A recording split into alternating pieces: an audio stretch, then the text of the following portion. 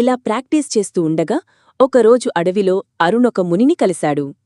జలపాతం వద్ద ధ్యానం చేస్తున్న ముని అరుణ్ను ప్రశ్నించాడు. పర్వతాన్ని ఎందుకు ఎక్కాలనుంది?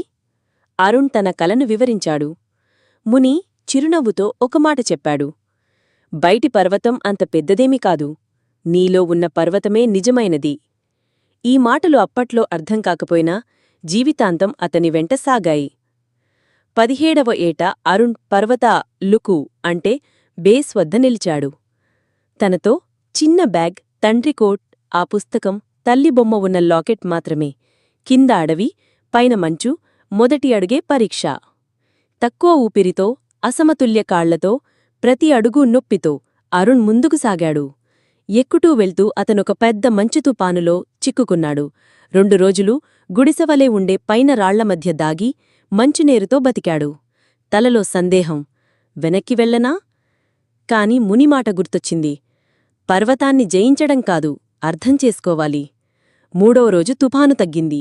ఒక కాంతిబాట కనిపించింది. పర్వతం అతని నమ్మకాన్ని పరీక్షించి మరలా అతన్ని ముందుకు నడిపించినట్లే. మరింత పైకి వెళ్ళినప్పుడు అతనొక చిన్న పిల్లవాడి ఏడ్పు విన్నాడు. ఓ చిన్న బాలుడు, తన కుటుంబం నుంచి తప్పిపోయినవాడు. అరుణ్ తన కోటు బాలుడికి కప్పి అతన్ని మోస్తూ పైకెక్కాడు. ఎందుకంటే దిగే బాటలేదు, పైన రెస్క్యూ బృందం ఉంటుందని ఆశ. ఇప్పుడు ఆయన ప్రయాణం తనకోసమే కాదు, ఒక జీవితం కోసం కూడా. 7వ రోజు అరుణ్ బాలుడిని మోసుకుంటూ కాలగిరి శిఖరానికి చేరుకున్నాడు. ప్రపంచం మేఘాల కింద సూర్యుడు ఆశచూపుతున్నట్టు మెరిశాడు. అతడి కన్నీళ్లు మంచులో కలిశాయి. అప్పుడు ఓ రెస్క్యూ హెలికాప్టర్ కనిపించింది. బాలుడి తల్లిదండ్రులిచ్చిన సమాచారం వారిని అక్కడికి చేర్చింది. తదుపరి రెస్క్యూయర్ అడిగాడు, నువ్వా గైడ్? అరుణ్ నవ్వుతూ అన్నాడు, కాదు, నేను కలలో నమ్మిన ఒక సామాన్య మనిషిని.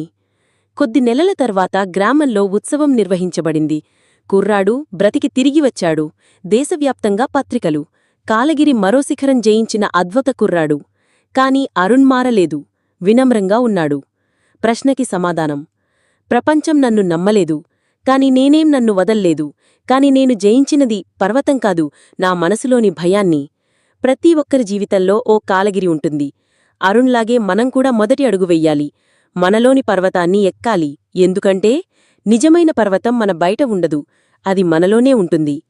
కథ కనుక మీకు నచ్చినట్లయితే లైక్ చేయండి, షేర్ చేయండి, కామెంట్ చేయండి. Please subscribe my channel for more interesting stories.